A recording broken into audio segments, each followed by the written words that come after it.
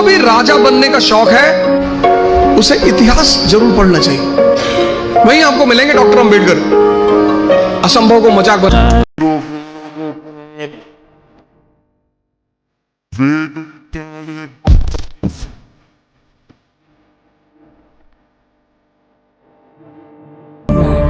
बाबा साहब अम्बेडकर वो शख्सियत हैं जो चाहते तो जिस तरह पाकिस्तान अलग किया था उस तरह अलग कर दिए रहते। एक इशारे पे दलित उनको भगवान मानते थे, कर सकते थे, लेकिन उन्होंने देश प्रेम था इतना जिन्होंने नहीं किया।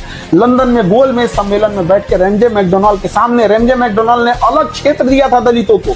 ये कोई पढ़े 1932 में अलग क्षेत्र दलितों को दिया था, जिस तरह 1909 में मुसलमानों को अलग क्षेत्र दिया था उस तरह दलितों को दिया था। भीमराव अम्बेडकर साहब जिन्होंने अस्वीकार कर दिया था, उन्होंने कहा कि मुझे अलग क्षेत्र नहीं, मुझे आरक्षण चाहिए। मैं दलितों को अलग नहीं बल्कि उत्थान करना चाहता हूँ, उन्हें अलग करने नहीं चाहता हूँ। और इन्होंने पूरी तरह से उस आदमी ने इतिहास रच दिया, और इतना बड़ा इतिहास कि जिस कमरे में वो रुके, जिस बेड को इस्तेमाल किया, जिस पिलो को इस्तेमाल किया, जिस पेन को इस्तेमाल किया, अमेरिका आज भी प्रोटेक्ट करके रखा हुआ है।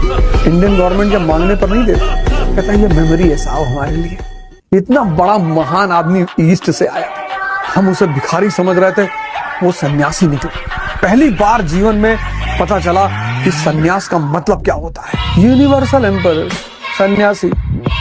एक बार डॉक्टर बाबा साहब भीमराव अंबेडकर जी ने कहा था कि ये सरकार तुम्हें फ्री में सब कुछ दे सकती है, लेकिन शिक्षा नहीं, क्योंकि शिक्षा ही सवालों को जन्म दिया करती है। और वही तो हो रहा है। उठो, जागो और पढ़ो। डॉक्टर अंबेडकर को पकड़ लिया लंदन में लाइब्रेरियन ने, एक पैटीज रख के, पैसा होता नहीं था तो लंच के टाइम में पैटीज रखे होते थे, वही पैटीज निकाल के ऐसे सर रख के खाते थे, पानी पी लेते थे। एक दिन पकड़ गए, लाइब्रेरियन ने निकाल दिया। तब उन्होंने उस लाइब्रेरियन से कहा, पहले नहीं कहा सर थोड़ा सा आर्थिक दिक्कत है, फिर भी नहीं कहा गरीब का आर्थिक दिक्कत है, इसलिए खाने की व्यवस्था नहीं हो पाती थी, मैं माफी चाहता हूँ। तो लाइब्रेरियन ने डॉक्टर अंबेडकर से कहा, ठीक, तुमको फिर से परमिशन लाइब्रेरी में दे देंगे, लेकिन एक शर्त है, कल से लंच तुम मेरे साथ करोगे। तुम पढ़ोगे नहीं तो तुम्हें कैसे पता चलेगा किसने तुम्हें अधिकार दिया है और किसने तुम्हारा अधिकार छीना है। अमेरिका की यूनिवर्सिटी का चांसलर भारत। भीमराव अंबेडकर के लिखे कानून के अनुसार प्रधानमंत्री शपथ लेते हैं। भीमराव अंबेडकर के लिखे कानून के अनुसार से मंत्रिमंडल शपथ लेती है। भीमराव अंबेडकर के लिखे कानून के अनुसार से राष्ट्रपति शपथ लेते हैं। भीमराव अंबेडकर के लिखित संविधान के अनुसार सुप्रीम कोर्ट चलता है और सुप्रीम कोर्ट के लोग शपथ लेते हैं। जब इतना बड़का लोग भीमराव अंबेडकर के लिखे कानून के हिसाब से शपथ लेते हैं तो फिर IAS माने कौन चीज होता है। बड़ हाथी डूबल जाए और गधा पूछे कितना पानी दो जो तो ससुराओं में भीमराव अंबेडकर साहब है। समझ में आ गया कि नहीं आ गया। नीले कोट का अफसर नहीं, वो अफसरों का बाप था।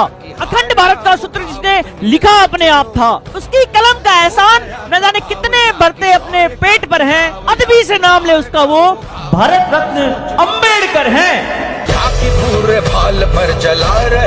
और यदि आज हिंदुस्तान ऐसे अंबेडकर साहब की पूजा होती है, जो संविधान को पढ़ लिया ना, संविधान को जिसने समझ गया ना, सबसे पहले वो अंबेडकर साहब को जाके कहेगा कहाँ है प्रभु।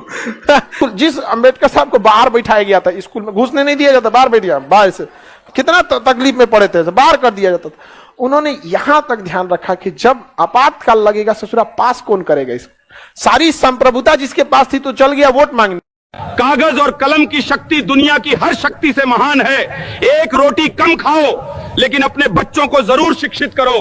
डॉक्टर भीमराव अंबेडकर कहते हैं वो तुम्हें बहुत कुछ फ्री में देंगे, लेकिन शिक्षा नहीं, क्योंकि उन्हें पता है शिक्षा सवालों को जन्म देती है। सबसे ऊंचा जिनका नाम कर गए बड़े बड़े। अंबेडकर के पास इतनी डिग्रियां थी सब, इतनी। करने 1942 में कहा था, एजुकेट, एजिटेट एंड ऑर्गेनाइज। अब जनता अगर पढ़ लिख गई तो नेताओं के लिए बड़ी समस्या हो जाएगी। एक अंबेडकर क्या लिख रहे हो जानते भी उनके बारे में? नीले कोट का अफसर नहीं, अफसरों का बाप था। अखंड भारत का सूत्र जिसने लिखा अपने आप था। उसके कलम का एहसान न जाने कितने भरते पेट पर। अदब से नाम ले वो भारत रत्न अंबेडकर। मन करे सो प्राण दे, जो मन करे सो प्राण ले। वह इंसान जिसने हमारा कॉन्स्टिट्यूशन लिखा, उसने हमारे फंडामेंटल राइट्स को देखा। कमेटी थी पूरी अच्छी खासी। डॉक्टर भीमराव जी का ये जो इनिशिएटिव था, ये अपने आप में एक गोल्डन बुक है। वो ये कहते हैं कि तुम्हारे पैरों में भले जूते ना हो, तुम्हारे पैरों में भले जूते ना हो, लेकिन तुम्हारे हाथों में किताबें होना जरूरी है।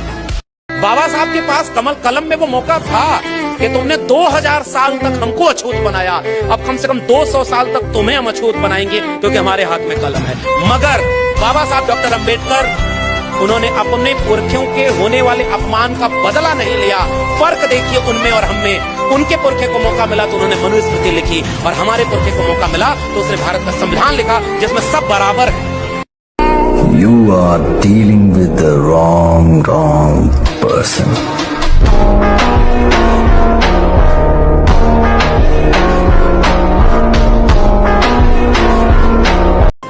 बाबा साहब के बारे में भारत में इसलिए नहीं पढ़ाया जाता क्योंकि लोग कानून सीख जाएंगे तो अंधभक्ति कौन करेगा।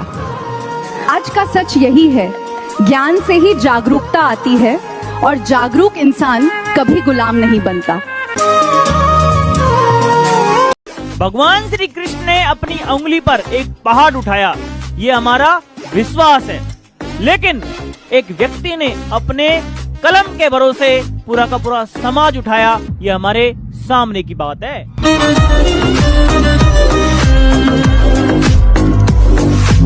बाबा साहब को मानने वालों को एक बात बोलना चाहूंगा, तुम जितना संविधान को पढ़ते जाओगे उतने ही पावरफुल बनते जाओगे। इस देश में डॉक्टर अंबेडकर एक ऐसे व्यक्ति हैं जिनकी मूर्ति हर शहर में लगी, जिनका नाम हर पार्टी के नेता की जुबान पर है। बाबा साहब अम्बेडकर, बाबा साहब अम्बेडकर, बाबा साहब अम्बेडकर, बाबा साहब अम्बेडकर, बाबा साहेब अम्बेडकर, बाबा साहेब अम्बेडकर, जिनके बिना कोई भी राजनीतिक पार्टी आज देश में चुनाव नहीं जीत सकती। राम और भीमराव अंबेडकर दोनों इंसान थे। राम ने सिर्फ सीता को आजाद किया और अंबेडकर ने करोड़ों स्त्रियों को। जब भीमराव अंबेडकर के लिखे कानून के अनुसार प्रधानमंत्री शपथ लेते हैं, भीमराव अंबेडकर के लिखे कानून के अनुसार से मंत्रिमंडल शपथ लेती है, भीमराव अंबेडकर के लिखे कानून के अनुसार से राष्ट्रपति शपथ लेते हैं, भीमराव अंबेडकर के लिखित संविधान के अनुसार सुप्रीम कोर्ट चलता है और सुप्रीम कोर्ट के लोग शपथ लेते हैं।